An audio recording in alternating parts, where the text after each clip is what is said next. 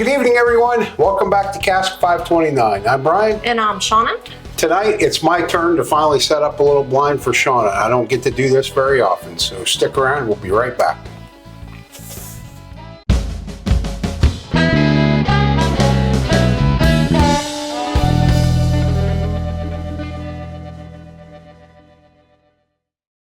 All right, Shona, so got 3 exciting bottles out on the bar.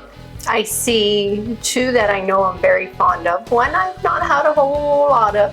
So just to give a quick backstory for everybody, Elijah Craig is a brand that as we were starting our journey year and a half ago, 2 years ago, probably 2 years ago, because we actually started our journey before the channel started. Angel's Envy was popular pretty much with both of us, more so with me probably. And from Angel's Envy, I moved into Elijah Craig. Shona would have some a little bit, and she did some other things. And I thought, man, I really like this Elijah Craig, and I'm gonna grow on this. Well, our proof point tolerance, I would say, raised pretty quickly. In friends that we had and what they told us we would expect. And as that happened, I really just got away from Elijah Craig. And we've got a shelf full of it. We've got like 4 or 5 bottles of it, different variances. So what this is these are 3 of our barrel or cask strength offerings that we have here at our bar. These 2 we know we love. E.H. Taylor barrel proof, High West cask strength, and Elijah Craig barrel proof. Now this is a store pick, but as is the High West. Okay, this is a store pick from Fry out in Arizona. So what I want to do is blind Shona with these 3 bottles. Okay. 2 of them I know pretty confident she's going to like. If she doesn't, something has gone way wrong. One of them, neither one of us has been really fond of. So we'll see how that blends in with the other 2, because we really have never compared these. So what's the proof points on all these? Okay, so this one is 134.7. 134.7. Okay. This would be your next step down at 131.1. Okay. And this one is 117. Oh, big difference, sir. 0.4. So this was a big drop. What's the difference in barrel proof and cask strength? You know, in my mind, I was thinking, God, they ought to be the same. Barrel proof in the United States is generally what you're going to hear. European, you're going to hear cask strength. So it is pretty much the same. It's the same thing. Okay. I'm like, it is the same, isn't it? Yeah. I thought you were going to teach me something new. I'm like, I needed to look that up and verify it, because as sure as I would have said, it's the same thing. Right. Somebody would have jumped all over me in the comments and said, no, it's not. But hey, listen, guys, as long as I mention the comments, hit that like button, hit the subscribe button if you haven't already done so. Drop us a comment. Let us know what you think of these 3. We do have others, but I thought 3 was enough. 3's a plenty. At when you've got a couple of them over 130 proof, I thought that might be enough. Yeah. The nose on this one is really nice. I do not want to truly guess what they are right now, but this one truly reminds me of a Buffalo Trace product. It has a lot of the caramel and vanilla. And if you want to guess as we go, feel free, but I'm not looking for you to guess. Okay. I just want to see where they line up. Yep. But a very nice nose on it, reminds you of a true bourbon.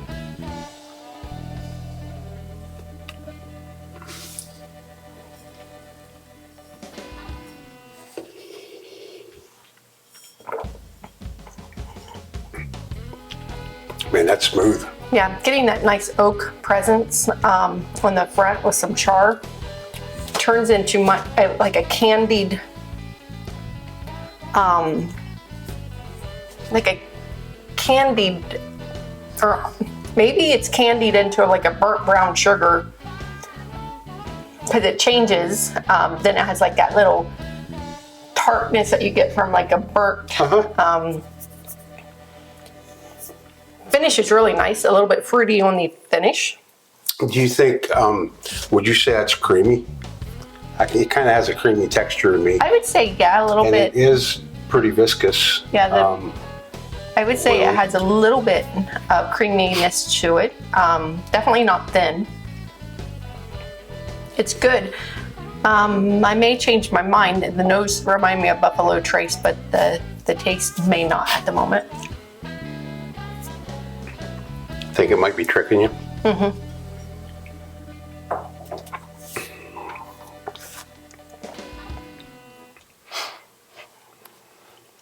Whichever one it is, it's amazing. I love how it just does that little twist right in the middle. It goes from an oak char to that candied brown sugar, like. So it's a drinker. Oh yeah, definitely Drink a drinker. Yeah, it's delightful. It's really good.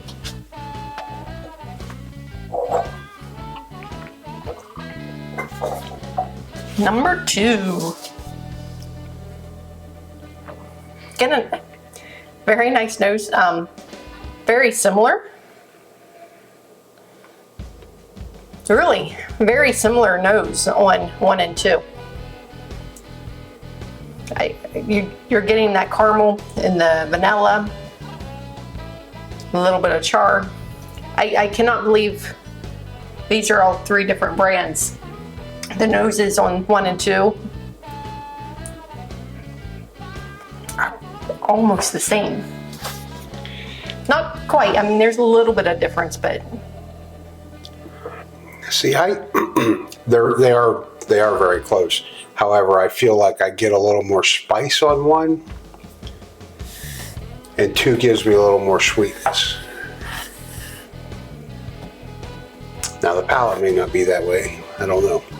Number 2 is a little bit thinner, but it's full of flavor.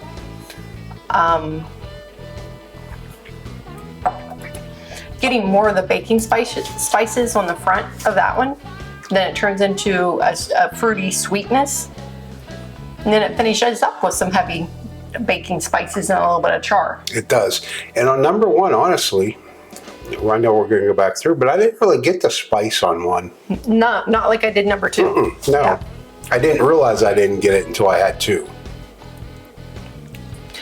Number 2's delicious too, to be honest. It's for how the nose is the same on both of them, are really similar noses. The taste is completely different. It's a whole different experience, but they're both really good.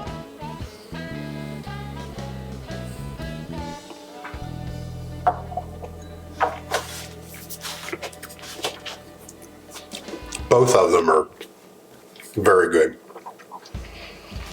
Same that time. Baking spice up front. Of course, some oak and a little bit of char, but then it turns into this sweetness, this fruity sweetness, and then it finishes with that baking spice, notes of char in there. It's really good. It has that, just like number 1 had that twist in the middle, this one has that same type of twist. Mm-hmm. But I would say the twist on number 1 for me was a little bit better than number 2 at this point. Both are good. I would drink both though. That's fair.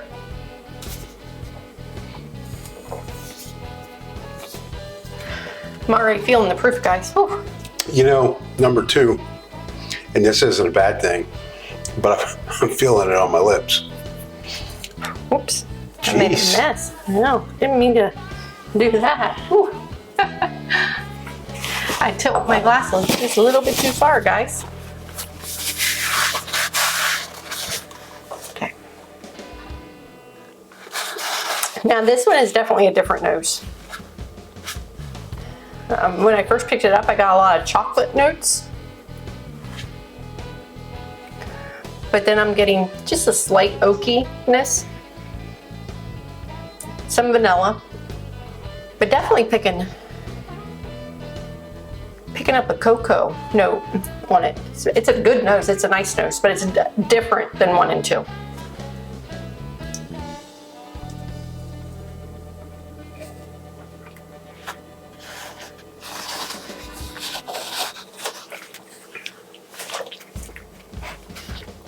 It's got a little different palate. It's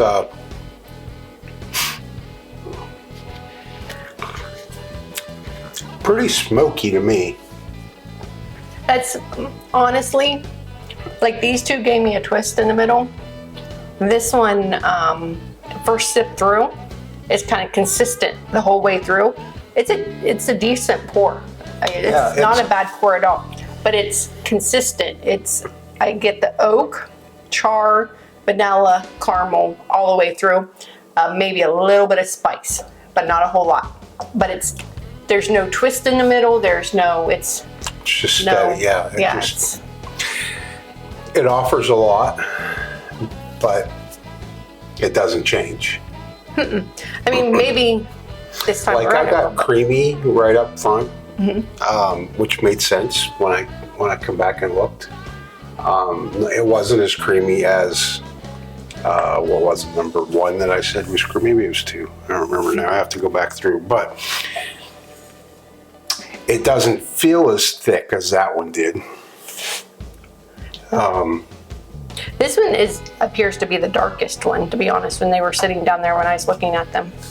And it does have a heavy oak presence throughout, I feel. It's a little bit more drying on the tongue. Yeah, I think that's what gave me that smoky feel. Was it just the smoke almost raised in my mouth, you know what I mean, like smoke would.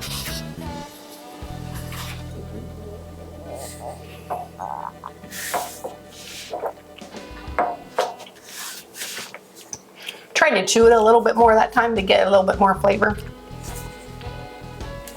But again, that flavor is consistent the whole way through.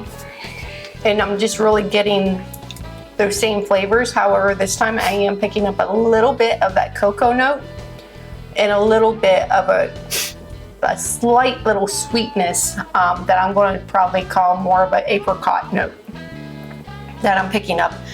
And it is towards the end. So, I mean, it does change a little bit, but I really got to dig for it there at the end to find it.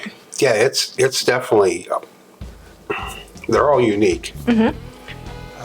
1 and 2 I felt were a little more similar than 3 was. I did too. I thought 1 and 2 were really similar. Number 3 is completely different. Knows everything on number 3.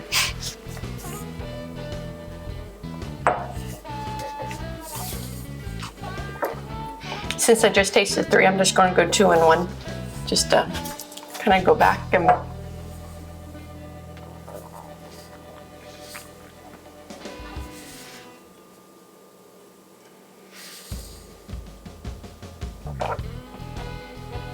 Okay, 2 was the one that I felt was oily, was creamy. 2 is very similar as it was when I tasted it the first time through. Nothing really to note in the change of it. Definitely sweeter than number 3. And, you know, it did that little twist in the middle for me. It changes throughout. I really like a whiskey that changes and doesn't stay the same. I like it when it surprises you with unwraps itself. Well, and the other thing is, you know, we've had several that each sip's a little bit different.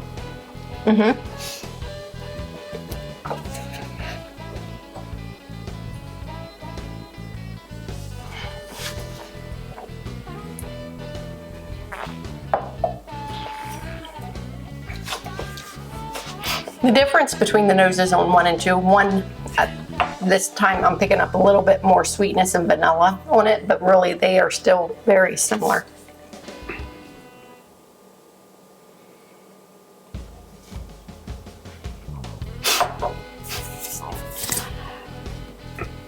So what do you think?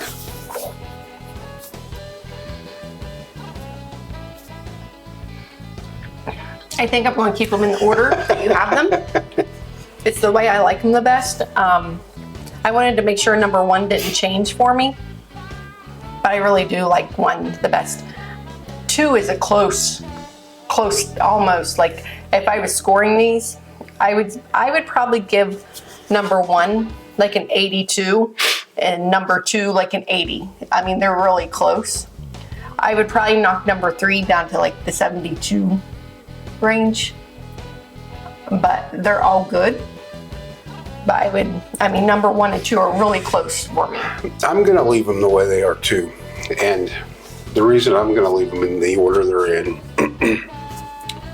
number 1, I would drink this last one. Hands down, I would drink it. Okay? Absolutely, I would. Mm-hmm. For me, knowing we have all higher proofs, this one comes across with a sweeter note to me, and the nose was sweeter. And I think as a higher proof, I think I enjoy that more in the higher proof, because it's already higher proof, and I know it's higher proof, and I don't necessarily need it to act like a higher proof. Right.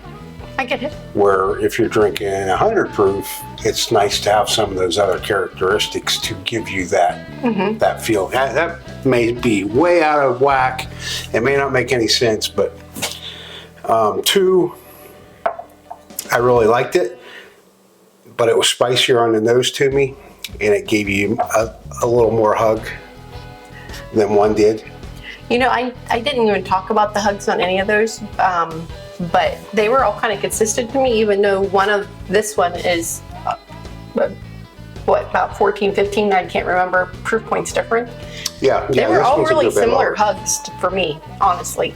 And I guess that's why I'm not very good at picking out proof points, because. Yeah. Well, 2 gave me a little more hug than 1 did. But it drank like it should have too. Okay. And 3, it just wasn't as appealing as 1 and 2. However, I would definitely drink it compared with these other 2, without a doubt. So, are you ready to know what you've got? I am. Well, I know what I got, but I don't know which order I got. Well, you don't know what you got in what glass. I don't. Okay, so number 1 is High West. Oh. So that's the lowest proof point. You know what? That makes sense, because I truly am a High West fan. I know. I love know you are. the High West line. And so that one came in at 117.4 proof. Next up, your number 2 is the E.H. Taylor Barrel Proof at 131.1 proof. And last but not least is the Elijah Craig Barrel Proof, comes in at 134.7. So it was the highest proof. I don't feel like we said anything against that bottle that makes you not want to drink it. No, I don't either. It's not bad. It just is consistent all the way through. And that's why I didn't pick it. It's not off-putting whatsoever. No. It's just consistent. And these, the High West and the EH both had a twist with their flavor profiles in the middle, like where you're getting a different, and it's fun for me to get. There's different tastes on it. Yep. That's the best. That's what I love most about sipping bourbon with Bryan. I mean, we sit down here and I love picking out the flavors I get. And with number 3, it was just kind of consistent the whole way through and didn't change at all for me. So that's why it's 3rd. It's not that it's bad. It is good. It's a good pour. Just not as fun of a pour as 1 and 2 are for me. And that makes perfect sense. It really does. This probably is the easiest of the 3 to come across. Of course. However, very little have we ever had at this bar and said, we'll never drink that again. Only a couple. And there's nothing here that's in that category. Nope. So that's good. Yep. Because this was close to that in our minds. I don't know if it was that way in my mind. It was just not one I kind of like their barrel proof. Well, for some reason we weren't going back to it. I know. I think here's my reasoning, guys, if you want to know the truth. I feel like this side is my side and that side's Bryan's side. I don't know why. It's just because I stand over here and I get 2 shelves and he only gets 1, or 1 cabinet and I get 2. And so I feel like anything over there, I don't go and stretch for because I know a lot of my favorites are over here. So I just stay here. She gets 6 shelves, I get 3. Yeah, pretty much. Anyway, that's what our take is on these 3 barrel proof / cask strength pours.